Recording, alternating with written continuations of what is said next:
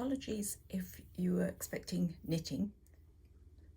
I did promise someone that I would show how I make these little mug mats. I've been making quite a few of these lately, and they're a fun way to use up fabric scraps. So it's just essentially a little mini quilt, and you can use up very small pieces of fabric, and if they're still not big enough, you can always sew a bit extra on. Great for using up orphan quilt squares, and a nice little gift. Search through your fabric scraps to see if you have anything that's about 6 inches. The finished mat is going to be about 5.5 inches and cut 6-inch squares. If the fabric isn't big enough, then maybe sew something else on. I wanted the whole cat, but it will just have a little bit of something different at the top. The next stage is your quilt batting. I use old blankets. They're washed, very old and felted, but you can also use regular quilt batting and just cut those into 6-inch squares. Find whatever fabric you want to use for the background. That can also be scraps. And then make a quilt sandwich. I like to draw my outer limit on my top layer, and then I know where my quilting needs to be. If you make yourself a transparent pattern, you can then place the motif exactly where you would like it in your finished coaster. This one I had to add some extra fabric, and I'm not worried about the marker because I'm actually going to trim that edge away a bit later. It's just to give me a rough quilting guide. And there is my quilt sandwich. I'll pop a couple of pins in. I usually make a pile of these, and when I'm in the mood, then I can either hand quilt them or do a quick bit of machine quilting. The next step is to add a little bit of free motion quilting. Sometimes I stick to outlines and ideas suggested by the pattern. Other times I just have fun. If you can start your quilting at the outside of the circle and finish at the outside, then you don't have any darning of ends.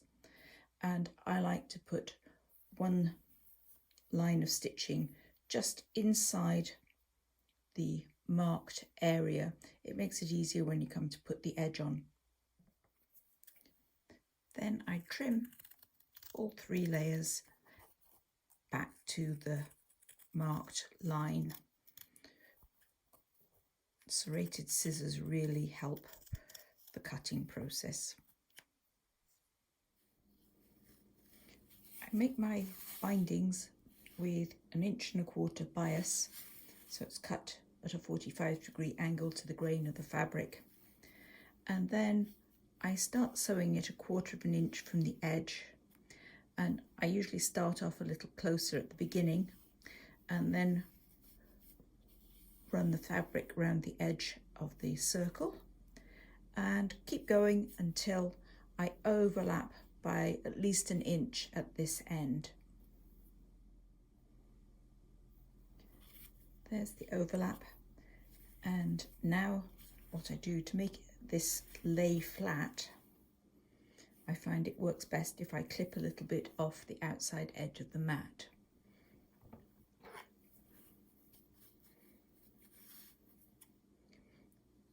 So I just try and take a little strip off all the way around the edge, probably about 1/8 inch. I'm sure there's a way that you can avoid this step, but I always find it hard to get the bias relaxed enough to stop the mat from curling, and this seems to solve the problem. Once the edge is trimmed, then just fold back the binding.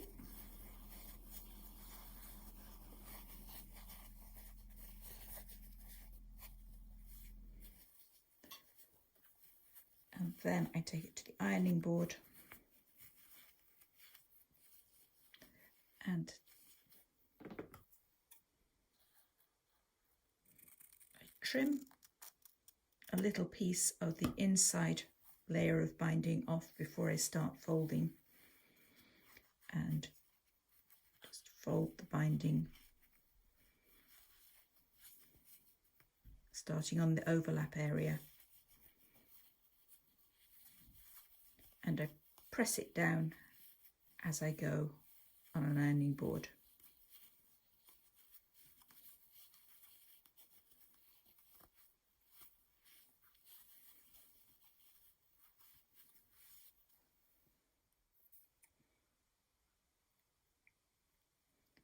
This little piece isn't needed either,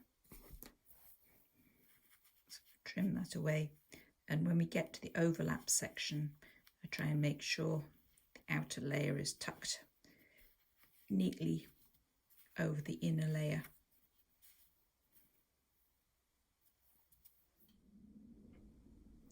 Then all that remains is to turn them over and stitch them down on the private side.